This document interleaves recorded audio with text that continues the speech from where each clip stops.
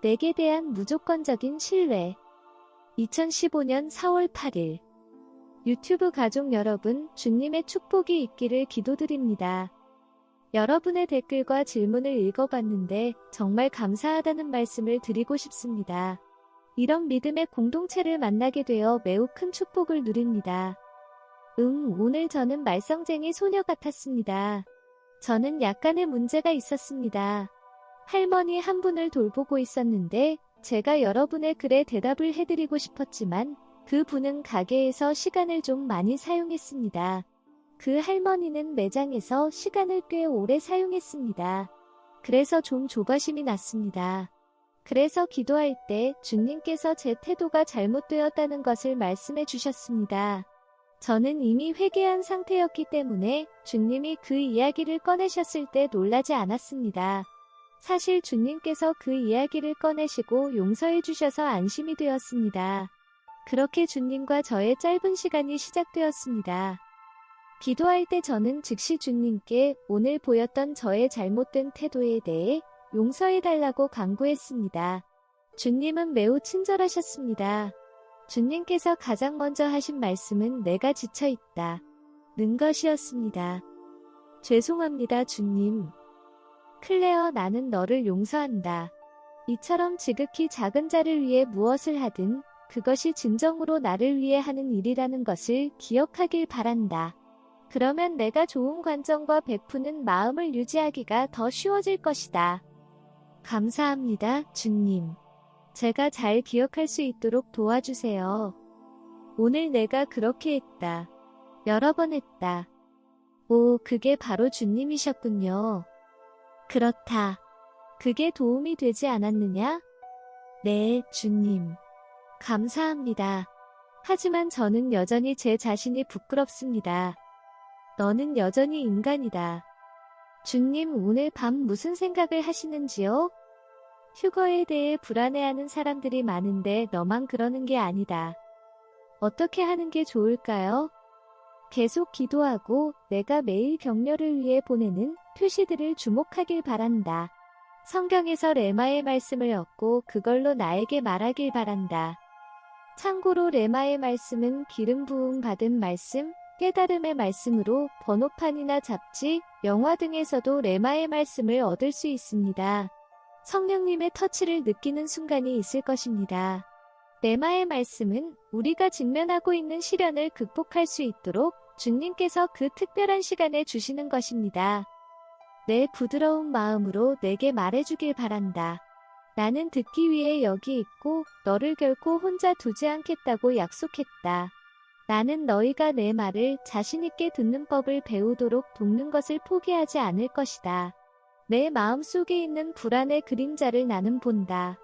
용감하게 원수들과 맞서 싸우는 사람들이 너희와 같은 고난을 겪지 않을 것이라고 생각하지 말기 바란다.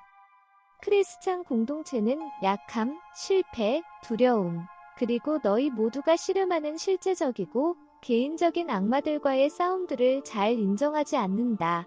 그들은 아픔이 있는 곳에 반창고같이 성경 구절을 붙이는데 너무 익숙해져서 내면의 감정과는 전혀 상관없는 겉모습을 보이며 아픔을 은폐하는 방법들을 배운다.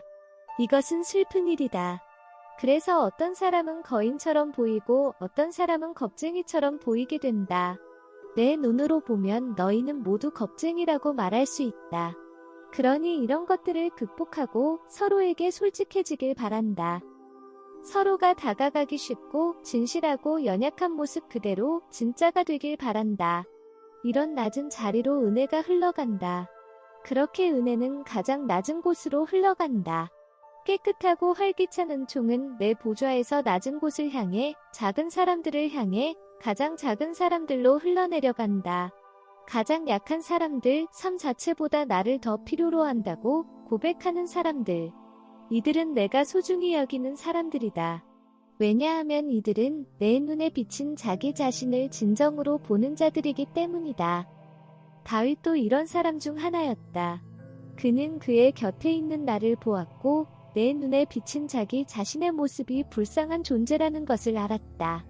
그래서 그는 자신의 위대함으로 다른 사람들에게 좋은 인상을 주려고 시간을 낭비하지 않았고 사자를 상대할 때도 골리앗에 이르기까지 모든 상황에서 나를 찾았다. 그리고 그가 나를 의지하지 않았을 때 그는 실패했다. 그러나 다윗은 실패 속에서도 나의 사랑과 자비에 대한 확신을 가지고 나에게 왔었다. 그는 오래전부터 나의 사랑과 자비를 여러 번 맛보았고 나의 성품을 잘 알고 있었다. 내가 나의 지혜를 의지하지 않을 때 너는 실패하게 된다. 주님, 오늘 밤도 제가 잘해내지 못하고 있다는 걸 아실 텐데 어떻게 저를 참으시나요? 쉽게 참아낸다. 나는 내가 나를 사랑하고 있고 결국 내 사랑이 승리할 것이라는 것을 알고 있기 때문이다. 내 감각과 내 지혜가 내 자신에 대항하는 것을 나는 볼 수 있다. 여기서 적을 빼놓고 생각하지 말기 바란다. 적들도 그들의 일을 하고 있다. 클레어, 너는 전투 중이다. 너의 유일한 희망은 완전한 신뢰로 나에게 자신을 완전히 던지는 것이다. 그래야만 나는 너를 인도할 수 있을 것이다. 갈 길이 얼마 남지 않았으니 시험과 유혹이 거세게 몰아칠 것이다. 그러나 나와 내가 말한 것을 굳게 붙잡는다면 너는 해낼 것이다. 주님, 다그우즈가 아직 피지 않은 상태에서 당신이 온다고 생각하니 정말 불안합니다. 제 감각과 추론이 이에 반항하고 있습니다. 저는 여전히 다른 많은 영혼들처럼 휴거 전의 치유 사역에 대한 예언과 당신이 저와 다른 사람들에게 주신 비전이 휴거 전에 이뤄지리라고 추론하고 있습니다. 너는 너의 교만과 지성으로 다시 추론하고 있다. 그것은 강한 힘이다, 클레어. 그건 아빠를 무조건적으로 신뢰하는 어린아이의 단순함과는 매우 반대되는 것이다. 마음속으로 이런 말을 할 줄 아는 것은 매우 현명한 것이다. 그분이 나를 죽이더라도 나는 그분을 사랑할 것이다. 그분이 나를 버려두고 잘못을 저질러도 나는 그분을 사랑할 것이며 그분이 나를 추락시키고 불태워도 나는 그분을 사랑할 것이다. 누군가가 나는 주님의 작은 공이라고 말했듯이 나를 향한 무조건적인 사랑과 신뢰를 표현하는 것이 필요하다. 그분은 나를 침대 밑으로 굴려서 거기 두실 수도 있다. 그분은 내가 공놀이를 할 수 있게 해줄 수도 있다. 그는 나를 벽에 던질 수도 있다. 나를 선반 위에 올려놓고 잊어버려도 괜찮다. 그분이 내게 무엇을 하든지 상관없다. 중요한 것은 내가 그분의 전부라는 것이다. 나는 내게 내 평화를 주었으니 너는 모든 추론을 제쳐두고 온 마음을 다해 나에게 순종하길 바란다. 내 자신의 의견이라는 지갑을 버리기 바란다. 주님, 저를 도와주시겠습니까? 그렇다, 내 비둘기야, 그렇게 하겠다. 그리고 내 모든 신부들에게 말하고 싶다. 너희는 지금 두려움과 불안과 의심의 격렬한 전투를 벌이고 있다. 지난주에 이런 일이 일어날 것이라고 경고하지 않았느냐? 그때 주님은 야고보서의 말씀을 말해주었습니다.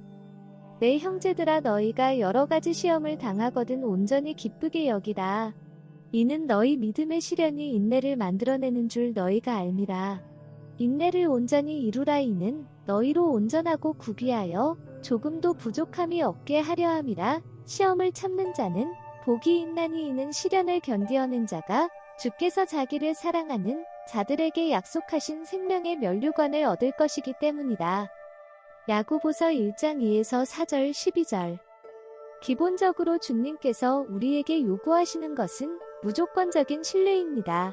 주님은 우리에게 무조건적인 사랑을 주시고 우리에게 무조건적인 신뢰를 요구하고 계십니다. 사랑하는 유튜브 가족 여러분, 주님의 축복이 함께 하기를 기도드립니다.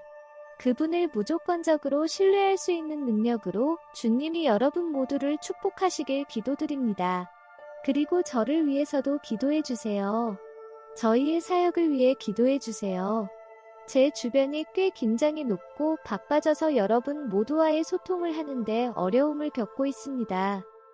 여러분이 남겨주시는 의견을 사랑하고 여러분 모두와 대화하고 공유하는 것을 좋아하기 때문에 계속 소통을 위해 노력하고 있습니다. 그리고 좀 더 쉽게 소통할 수 있는 방법을 찾고 있는 중입니다. 나중에 다시 말씀드리겠습니다. 주님께서 우리에게 약속하신 것을 붙잡고 그분 안에서 안식합시다. 주님의 축복이 있기를 바랍니다.